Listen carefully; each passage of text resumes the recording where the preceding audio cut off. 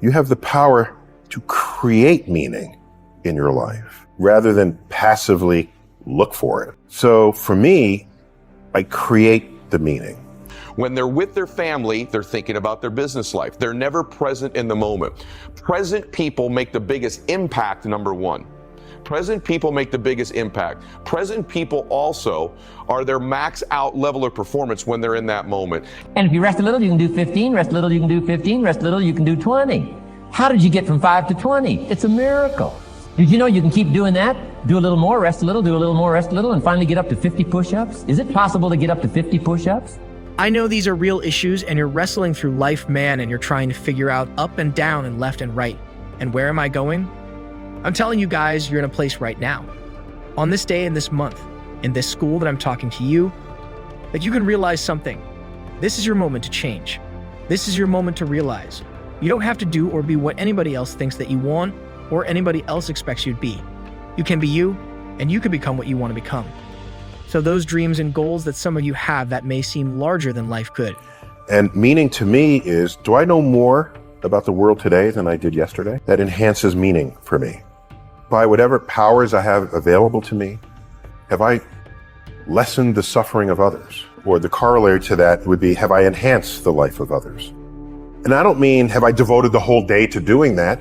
Then I would be ignoring myself. But if there's some small gesture that I can do that can completely add value to someone's life, I'm going to do it. Because the leveraging of 10 minutes of my life into the happiness or enlightenment or the reduced suffering of someone else, I'd be irresponsible if I did not. What I do for the public is almost 80+% of it is driven by duty. And the people around them believe they're the most important thing in the world during that moment. And all of your resources, all of your capacities, you're pouring into that moment. Think about if it was the last snap and it was the Super Bowl and you were the quarterback. In that moment, when you got to take that snap, it's a 10-yard pass you're going to have to throw to either win or lose the Super Bowl. Can you imagine the amount of things not on your mind during those 30 seconds? What's not on your mind during that time? How your mutual fund is doing, right? Whether or not your car is clean, what one of your businesses is doing. You're really even in that moment not too concerned about a family situation, are you? You've got to be completely present to perform at your capacity in that moment. Not by ambition. What gives you the sense of duty? Because I can do something, and if I can do it better than others, and it's for a greater good in society, I would be irresponsible if I did not. What was it about your dad that impacted you so much that you still carry today? For me, at least, was what level of wisdom did he glean in his life and then successfully communicate to me, either by example or by just explicit statement. For example, in high school, he was in gym class and they were lining up and they were about to enter the next athletic unit, and it was track and field. And the gym instructor pointed to my father online and said, Cyril Tyson, everyone look at him.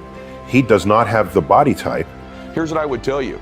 No matter who you are or what you do, you're that quarterback with 30 seconds left on the clock. Your capacity to shrink your focus down in moments and be totally present on the task at hand will dictate the caliber of your life, not whether everything is perfect all the time. So be present. For me, there's some tips I use to do that. When I walk into my home, let's be real. Many of you are concerned your family life is going to suffer because of your business. The truth of the matter is there may be less hours, that's possible, but you could be more present in the hours you are there. Meaning, how about this? Leave your phone in the car for the first hour when you walk through the front door of your home and be completely present with them, completely engaged with them, completely in the moment with them. Don't even look at your phone. For me, I leave it in the car now for the first hour almost every day, so I'm not tempted to look at it when it vibrates. I'm not tempted to check it, because the one thing you do when a child walks in the room and you look at the phone, you're telling them what's in this phone is more important than them. And that's when we begin to suffer. So when I'm at home, I'm with my family, at least for the first several hours. I'm completely present and engaged. I want you to go after. And don't let the fear of the failure, don't let the fear of perfection hold you back. You won't be perfect. You will make mistakes, but I promise you this. You're never going to know if you can sink or if you can swim, unless you jump in the water. Somebody that says that something is impossible has not tapped into the power of their will. You can't do what everybody else is doing and think you're going to do something great. You gotta do something different. You gotta do something extra. Listen to me, you have to think it all the time. You got to think about it when you're sleeping. You have to breathe it all the time. How do you go from 5 to 50? It's a miracle. How do you get a miracle going? Number one, do what you can. Don't leave out what you can, from writing a letter to your mother in Florida. Start cleaning it all up. 2, doing the push-ups. Go from 5 to 50. It's a miracle. Number one, do what you can. Number 2, do the best you can. Here's number 3, rest very little. Don't rest too long. Why? The weeds take the garden. I've come to learn that there's a huge difference between failing and failure. Failing is like stubbing your toe. You know, it happens. It's a verb, you know? It's just something you do. But failure is a noun. It's an identity. It's a place of where you stay. And I failed a lot along the way. But I was never a failure because I kept trying. I kept doing it. And I understood over time that my value wasn't representative of the things that worked or didn't work. It was so frustrating because I was chasing an idea of value, not understanding that I was value to begin with. A crumpled up $20 bill is still $20. It doesn't lose its value when it's beaten up. You have a right to what you're feeling, but just because you feel it doesn't mean it's real. You have to visualize it all the time. You have to be transforming all the time. But now is not the time to give in. Now is not the time to give up. Now is the time to double down. You get yourself in a position where you start to doubt yourself. You have no faith. You don't trust what's coming next. But there is nothing that could come out of this if you don't have the faith in the capabilities of pushing forward. Impossibility versus possible is a matter of will. People that get the job done, they have a will to get it done. So many of us are so focused on the how, and we say the how is so cumbersome, it is so daunting. It is so hard, it's so challenging, that I don't want to do it because the how is too crazy. Kids have got that figured out. You can't rest too long. Here's the clue. Make rest a necessity, not an objective.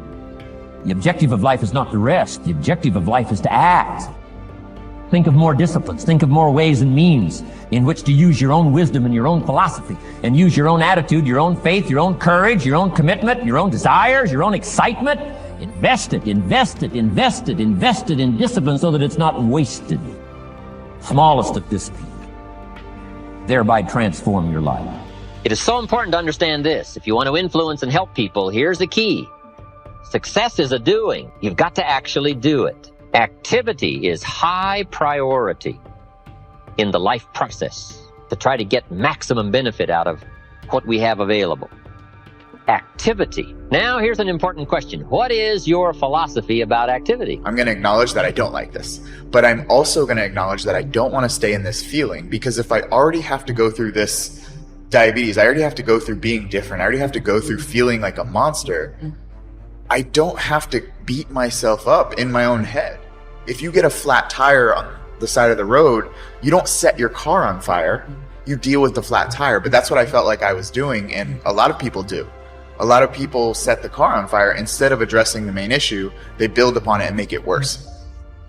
How can I become more than what's happened to me? How can I become more than this circumstance that I hate?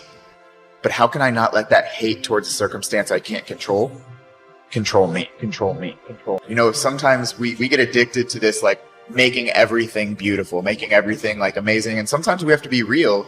Some situations do suck. They do. The how doesn't matter, it's the why. If it don't challenge you, it won't change you. If it won't challenge you, it won't change you. People ask me, would you let success change you? Listen to me. People got to twist it. It ain't about will success change you. You got to change in order to get success. The change happens first. If you want the impossible to become possible for you, you got to believe in yourself. You got to go make it happen. No more waiting for it to happen. Not more blaming, no more excuses. No more accepting mediocrity.